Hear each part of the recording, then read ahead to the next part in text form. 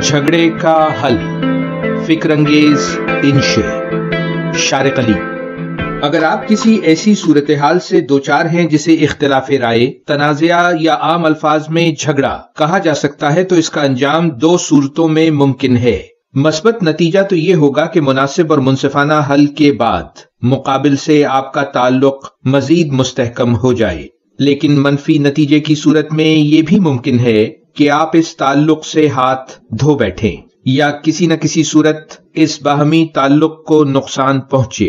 اگر مقابل آپ کے لیے جذباتی یا سماجی طور پر اہم ہے تو یقیناً آپ چاہیں گے کہ نتیجہ مثبت نکلے، اور ایسا ہونے میں جو چیز سب سے زیادہ اہم ہے وہ ہے آپ کا رویہ۔ میری پیش کردہ یہ چند تجاویز ہو سکتا ہے کسی اختلاف رائے یا جھگڑے کی صورت میں آپ کے لیے مثبت نتائج پیدا کر سکیں۔ سب سے پہلی بات تو یہ ہے کہ کسی ایسی صورتحال میں آپ جو کچھ بھی کر رہے ہیں فوری طور پر وہیں رک جائیے۔ اسے انگریزی میں کہیں گے گیٹ گراؤنڈڈ۔ مراد یہ ہے کہ ایسی صورتحال میں ایک لمحے کو رک کر سوچئے اور اضطراری طور پر فوری رد عمل سے گریز کیجئے۔ بعض لوگوں کے لیے گہری سانس لینا مددگار ہوتا ہے۔ تحمل کے اس لمحے میں ہو سکتا ہے آپ یہ جان سکیں کہ آپ کا یہ غصہ شاید تھکاوٹ، بھوک یا نیند کی کمی کی وجہ سے ہے، اور اب یہ بڑھ کر جذباتی تناؤ کی صورت اختیار کر گیا ہے۔ کسی اضطراری حرکت سے رکنے کے بعد ذہنی طور پر ذرا فاصلے سے اس صورتحال کا دوبارہ مشاہدہ کریں، یعنی ذہنی ہیلی کاپٹر پر بیٹھ کر فضا میں بلند ہو جائیں اور فضا سے اس زمینی صورتحال کا دوبارہ جائزہ لیں۔ سب سے پہلے تو مقابل کی طرف دیکھیں کہ وہ شخص جذباتی یا سماجی طور پر آپ کے لیے کتنا اہم ہے۔ پھر جھگڑے کو غیر جانبدار ذہنی کیفیت سے سمجھنے کی کوشش کریں، یعنی اس صورتحال کو فریق بن کر نہیں بلکہ امپائر بن کر دیکھیں۔ مسئلے کی تہ تک پہنچنے کی کوشش کریں۔ کہیں ایسا تو نہیں کہ آپ کے غصے کا مخاطب غلط شخص ہے؟ ہو سکتا ہے وہ صرف پیغام رسانی کر رہا ہو اور آپ کے غصے کا درست حقدار نہ ہو۔ کشیدہ صورتحال میں زبان اور بدن دونوں بولیاں اہم ہوتی ہیں۔ منہ سے نکلے الفاظ کے ساتھ آپ کے چہرے کے تاثرات، ہاتھوں کی جنبش، غرض یہ کہ بدن کے ذریعے سے جتنے بھی پیغامات مخاطب تک پہنچتے ہیں وہ اپنا منفی یا مثبت اثر رکھتے ہیں۔ کشیدہ صورتحال میں آپ کا رویہ، یعنی جو کچھ آپ کہہ رہے ہیں اور کر رہے ہیں، اس تنازع کا آخری نتیجہ مرتب کرے گا۔ یاد رکھیے، کسی بھی قسم کی گالم گلوچ، ہاتھا پائی نہ صرف یہ کہ ناقابل قبول ہے بلکہ کرنے والے کے خلاف استعمال کی جا سکتی ہے۔ سامنے والے کی کردار کشی، سخت الفاظ میں تنقید یا حقارت آمیز رویہ بالکل اختیار نہ کریں۔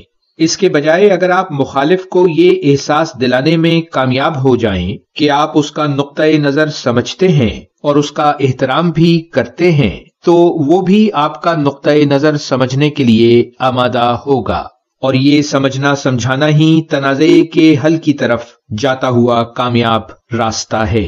اگر آپ طیش میں کی گئی باتوں کی ذمہ داری کھلے دل سے قبول کر لیں تو اس بات کا امکان ہے کہ سامنے والا بھی ایسا ہی کرے۔ پھر آپ ایک بہتر فضا میں اپنا نقطۂ نظر پیش کر سکتے ہیں۔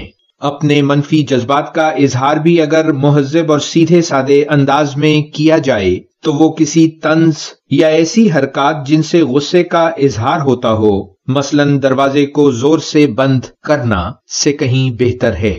یاد رکھیے، آپ دوسروں پر قابو نہیں پا سکتے۔ آپ کے لیے واحد راستہ اور بہتر بات یہ ہے کہ آپ خود پر قابو پائیں اور پھر اپنے نقطۂ نظر پر سامنے والے کو قائل کرنے کے لیے دلیل دیں اور مقابل کا نقطۂ نظر سن کر گنجائش فراہم کرنے کے لیے تیار رہیں۔ کسی جھگڑے کا حل یقیناً اہم ہوتا ہے، لیکن اس سے بھی زیادہ اہم بات یہ ہے کہ مقابل ایک دوسرے کو سچے دل سے معاف کر سکیں۔ نیلسن منڈیلا نے ایک دفعہ بہت اچھی بات کہی تھی، اپنے دل میں بغض رکھنا ایسا ہی ہے جیسا کہ ہم زہر کھائیں اور یہ امید رکھیں کہ ہمارا دشمن موت سے ہمکنار ہوگا۔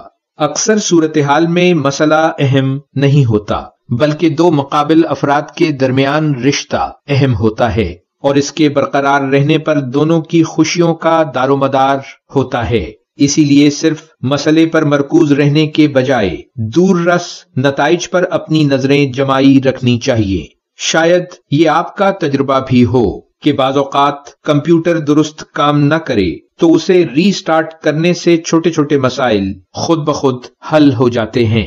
بالکل اسی طرح گھریلو تنازع کی صورت میں کچھ دیر کے لیے الگ الگ ہو جانا اور مناسب ذہنی کیفیت بحال ہونے تک کسی مسئلے کے حل پر گفتگو کو ملتوی کر دینا بہت سے مسائل سے بچا سکتا ہے۔ طیش کی کیفیت سے باہر آ جانے کے بعد رابطے کی کوشش میں پہل کرنا انتہائی سمجھداری کی بات ہے۔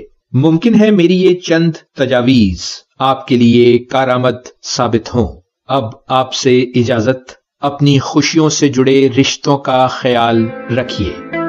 ویلیو ورسٹی، شارق علی۔